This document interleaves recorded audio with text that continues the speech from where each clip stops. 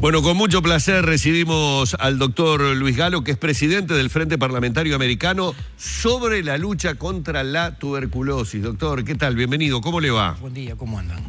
Bien, en primer lugar, lo que le decía, ¿no? Es decir, tal vez uno siente en este momento que está haciendo una nota o una entrevista que en realidad debería pertenecer a décadas atrás, pero es un tema que cada vez que los tocamos de alguna manera nos sorprende, nos parece que la tuberculosis es un tema superado y las cifras de las que hablamos, y lo que me parece aún peor, la cantidad de gente que puede tener la enfermedad y no lo sabe, son realmente muy importantes. Son extremadamente importantes, por eso en el año 2014 un grupo de parlamentarios formaron el Frente Parlamentario Mundial, firmando una declaración de Barcelona de apoyo a la tuberculosis. Y fundamentalmente uno pregunta ¿por qué parlamentarios? Y porque los parlamentarios somos la polea de transmisión de la sociedad. Y muchos parlamentarios del mundo no saben que la tuberculosis es una de las enfermedades que más mata en el mundo. Es una de las enfermedades infecciosas que más mata en el mundo. Y como ustedes saben, la tuberculosis es una enfermedad que discrimina. Sos un BK, estás aislado, entonces no vende políticamente. Por eso este conjunto de parlamentarios que conformamos el Frente Mundial Parlamentario, y obviamente en cada uno de los continentes hay un frente, acá hay un Frente Parlamentario Americano, que lo presidimos conjuntamente con una parlamentaria peruana, es para que justamente la sociedad, el conjunto del sistema político advierta que estamos ante una enfermedad que mata. Que mata, que discrimina, y que las cifras que tenemos en el mundo, hay 10 millones de personas infectadas en el mundo.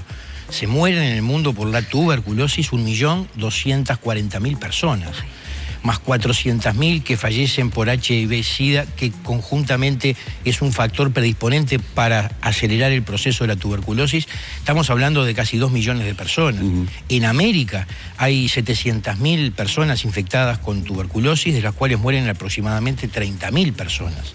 En Uruguay se dieron las cifras la semana pasada. Son cifras realmente impactantes, si bien uno no las compara con otros países como Brasil, como Perú, como Bolivia, donde la tasa y la incidencia es muy grande. En Uruguay es una enfermedad que realmente preocupa, y preocupa mucho. Hay una incidencia, una morbilidad, digamos, en Uruguay de 2.6 cada 100.000 habitantes. Eso es una cifra importante si uno la compara con años anteriores o con décadas anteriores. ¿Qué pasó justamente? Porque yo estuve mirando los datos del informe y se observa que en los últimos 2, 3, 4 años como que repuntó un poco la aparición de tuberculosis. ¿A qué se adjudica la tuberculosis eso? Está directamente vinculada al medio socioeconómico donde vive la persona. Fundamentalmente se da en zonas indigentes. Si uno agarra el informe, ve que las zonas, digamos, donde la problemática es mayor, primero es en Montevideo con el resto del interior. Y dentro de Montevideo, las zonas críticas es donde realmente... El municipio A y D, creo, ¿no? El A y D son los que realmente triplican y cuatriplican las cifras. Pero en Uruguay se mueren una persona cada 3 días de tuberculosis. Y uno le pregunta a legisladores si está enterado de la tuberculosis y no tienen la más pálida idea, piensa que es una enfermedad de la década del 30. Sí. Y le pregunta a los periodistas y exactamente lo mismo. Sí, a uno le queda la imagen. Entonces, justamente, el Frente Parlamentario lo que tiene es tratar de concientizar a la población, a las autoridades gubernamentales que están trabajando muy bien. El Uruguay ha sido siempre pionero y siempre ha tenido tasas de incidencia muy bajas. La vacuna BCG se descubrió en 1921 por Calmet y en Uruguay ya estaba usándose en 1925, 4 años después. En 1927 se forma la Cruzada Antituberculosa, con resultados espectaculares. En el año 1947 se forma la Chola, la Comisión Honoraria de la Lucha contra la Tuberculosis. Y a mí me parece que estamos en el punto en que la Comisión Honoraria debe ayornarse al nuevo modelo que tenemos, al Sistema Nacional Integrado de Salud. Imagínense que hoy la Comisión Honoraria diagnostica, previene, tiene todo el laboratorio central, da los medicamentos, y me parece que en este Sistema Nacional Integrado debe estar para prevenir y de repente tener laboratorio central. Pero me da la sensación de que las instituciones de asistencia médica colectiva y las instituciones públicas deben hacerse cargo de la asistencia. Claro, porque no es solamente un problema que uno puede llegar a tener un razonamiento lineal y decir, es un problema de salud pública solamente. En realidad, yo veía los datos que presentaba Arrieta y hablaba de que 1 de cada 3 se atiende en el subsistema privado. En el subsistema privado. Hoy una persona tiene tuberculosis en una mutualista o en un hospital, automáticamente se le toman las muestras y se llama a la comisión honoraria que se encarga del paciente. Van los neumólogos a verlo, le sacan los estudios, le mandan los medicamentos a la institución. Me parece que estamos en el punto de que hay que mejorar y ayornar al nuevo modelo de sistema a la comisión honoraria. ¿Y qué es lo que podemos hacer o lo que debemos hacer mejor en materia de prevención para que la incidencia que está teniendo en nuestro país no sea tal? A ver, estamos hablando, y recién usted me remontaba unas cuantas décadas atrás, lo que uno desde niño escuchaba, la tuberculosis, obviamente en mi época de niñez se hablaba en el Uruguay, se hablaba de su alto nivel de contagio. De contagio, era una de las cosas que más preocupaba a nuestros mayores en aquel momento. Y bueno, el hablar de una enfermedad que está presente de esa manera y que tiene ese nivel de incidencia, especialmente en las poblaciones más vulnerables, habla de posibilidades de contagio importantes. Importantes. Y por eso nosotros insistimos que el primer contacto es con el primer nivel de atención. Fortaleciendo el primer nivel de atención, uno tiene contacto directo con el paciente, puede diagnosticarlo y reportarlo rápidamente y bueno, tomar todas las precauciones, obviamente el aislamiento y todo eso. Al no saber que uno tiene bacilo de Koch, que es el que produce la enfermedad, está contaminando permanentemente y en esos lugares de hacinamientos donde se da más. Por ejemplo, las cárceles es un drama tremendo, tema, ¿no?, que los preocupa mucho al sistema carcelario. Hay un contacto directo entre la comisión honoraria y el sistema carcelario a los efectos de prevenir. Sí, ahí los indicadores son mucho más elevados. Son muchísimos más elevados, pero eso pasa en Uruguay y en el mundo entero. Digo, los lugares de hacinamiento, donde el contagio es mayor, ahí es mucho más alto. Y doctor, en el caso de nuestro país, digo, además de ese trabajo de prevención, ¿cómo estamos con eso que decíamos al principio de la nota? Las personas que pueden padecer la enfermedad y no saberlo. Es decir, es lo que de repente a uno más le puede llamar la atención, más tratándose de tuberculosis. Siempre la tuberculosis se da a nivel de todo el organismo. Digo, lo más frecuente es la tuberculosis pulmonar. Sí. Pero también hay tuberculosis extrapulmonar que tiene otro tipo de manifestaciones, pero la incidencia es mucho más baja. La que más importa o la que más da síntomas es la tuberculosis pulmonar. Por eso decimos que una persona que tose más de 10, 12 días sin causa aparente debe consultar al médico y hacer un despistaje de tuberculosis. Muchas veces uno tose, no sabe y mientras que está tosiendo está contaminando. Claro. Entonces, esa es una de las maneras de prevenir. Y una vez que se diagnostica, reportarlo inmediatamente para tener las estadísticas y saber cómo tratarlo. La tuberculosis no ha sido prioridad de los gobiernos en el mundo. No se ha avanzado científicamente. Estamos con la misma vacuna de 1921. No se ha descubierto ninguna otra vacuna que sea más efectiva. Los antibióticos son exactamente los mismos, pero lo peor y lo que al mundo le asusta es que si no tomamos medidas rápidamente con la tuberculosis resistente, aquella tuberculosis resistente y ultra, ya estamos hablando de la ultra resistente, que ya no responden a los antibióticos comunes, sino a antibióticos de otra generación, de otra línea, pero hoy ya estamos frente a una tercera línea de antibióticos y el mundo científico no ha avanzado en eso. Y los costos son altísimos de ese tipo de medicamentos. Por suerte, el Uruguay no tiene ese tipo de resistencia. Hay muy pocos casos en Uruguay de la ultrarresistencia, pero en otros países se da y con una frecuencia enorme. En Sudáfrica, en la India, casi diríamos que 1/3 de la tuberculosis son resistentes y eso impacta en las economías de los países porque hay que comparar. Claro, obviamente. Redondeando un poco un tema, ¿una persona vacunada puede contraer igualmente la enfermedad? Sí, puede, sí. Es decir que la vacuna no es una inmunización total, de por vida, digamos. No. al estar en contacto con una persona que tiene la enfermedad, tiene menos probabilidades, pero... Tengo menos probabilidades, pero puedo contraer la enfermedad igual. Pensé que el tema de la vacuna era... Claro, como que era una barrera para es una barrera importante. Importante, pero no definitiva, no terminante. Si no, no tendríamos los índices, porque está en el esquema, en el certificado esquema de vacunación. Claro. Y antes de cerrar, ¿qué se debe hacer para revertir estas cifras que tenemos? Digo, porque que una persona cada 3 días se muera por tuberculosis parece una cosa bastante increíble. Parece raro. Yo creo que el Uruguay está encarando las cosas muy seriamente a nivel del Ministerio y de la propia Comisión Honoraria. Creo que se está apostando en los puntos críticos ya desde hace tiempo a fortalecer el primer nivel de atención. Hoy no tenemos problemas con los medicamentos, incluso se ha incorporado algún nuevo medicamento para el tratamiento de la tuberculosis resistente. O sea que el Uruguay está bien si uno lo compara con el mundo.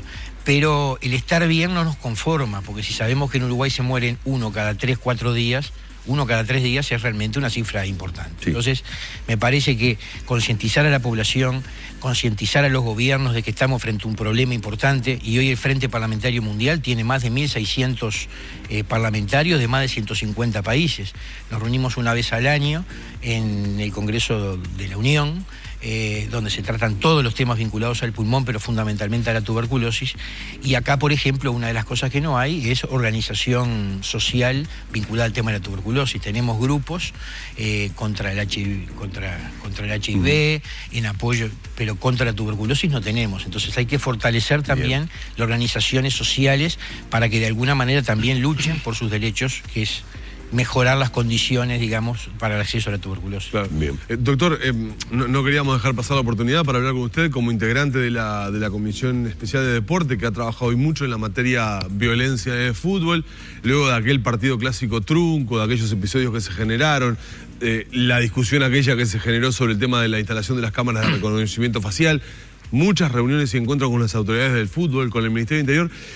Y la pregunta viene por este clásico que se ha fijado entre semana a la noche, cuando lo fija el fútbol, con la potestad obviamente que tiene la mesa ejecutiva de la Asociación Uruguaya de Fútbol para fijarlo, pero cuando en realidad todos los organismos gubernamentales, Secretaría de Deporte, Ministerio de Interior, la propia comisión que trabaja en materia de seguridad, dijeron que no era oportuno jugar este partido entre semana y a la noche.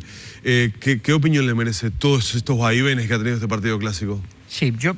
Desde el primer momento, diríamos que 4 días antes del sorteo, yo lo transmití a las autoridades de la Asociación Uruguaya de Fútbol, a título personal, después de una reunión de las tantas que tuvimos, que si había un clásico que había que digitar era este. Porque si teníamos la suerte o la desgracia de que tocara en la primera o segunda fecha, iba a ser complicado. No por el tema de las cámaras, sino fundamentalmente por el tema de las entradas. Porque recién estábamos entrando en el tema de el nuevo sistema, exactamente. Me fui tranquilo porque todos los que estaban ahí dijeron que se iba a digitar. Claro.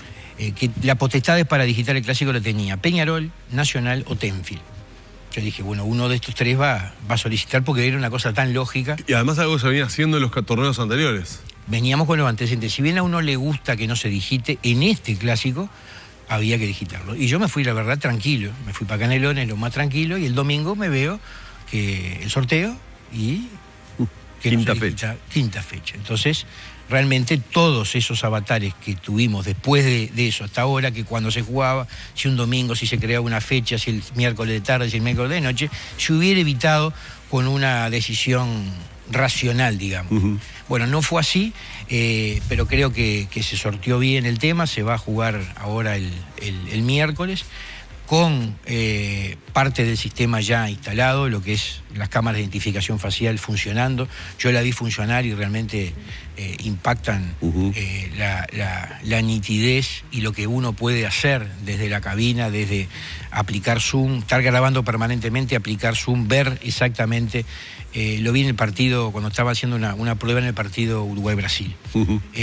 O sea que tenemos, la UF cumplió con el tema de las cámaras de identificación facial, viene con el tema de la trazabilidad de las entradas trabajando trabajando muy bien, no ha habido mayores inconvenientes, si bien yo creo que hay que seguir trabajando, porque a los que nos gusta el fútbol y tomamos decisiones el mismo día, me parece que es un elemento que tenemos que centrar para trabajar y que se puedan dar entradas el mismo día. No es fácil, porque hay que buscar varias bocas de salida, de entradas, no se puede concentrar en un par de lugares porque 10 o 12 mil personas toman la decisión ese día, entonces generaríamos problemas, pero se está trabajando en ver cómo se puede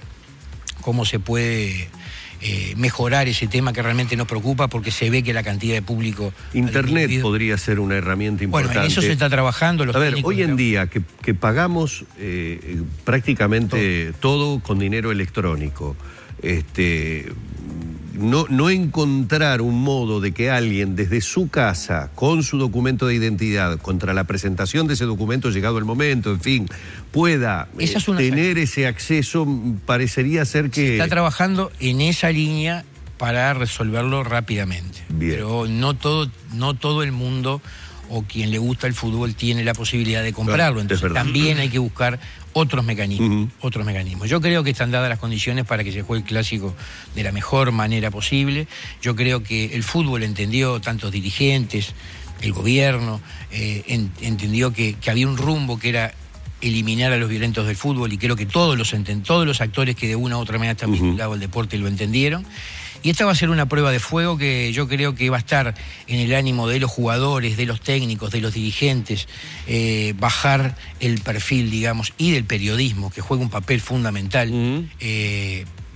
Vamos a bajar los decibeles y creo que se va a poder jugar un clásico en forma normal. De todas maneras, sabemos que hay actores que ya se han manifestado contrarios por diferentes motivos. Yo aquí tengo, por ejemplo, una nota de Montevideo Portal, en este caso con Lois, representante de los trabajadores del transporte, que bueno, explicando un poco el porqué, dando el punto de vista de los trabajadores del transporte del porqué, en el caso de los suburbanos, toman la decisión de realizar ese paro porque entienden que no están dadas las condiciones. Él hace fundamentalmente, el líder sindical Fernando Lois, una apreciación que me parece muy atinada. Él dice que el fútbol hoy está llevando gente a las canchas que no se puede mezclar, que no puede mezclarse con los pasajeros que habitualmente van a sus trabajos o andan por la ciudad. Y que, de alguna manera, por los trabajadores, pero también por la propia seguridad de los pasajeros, es que ellos toman esta medida. Yo creo que es una medida racional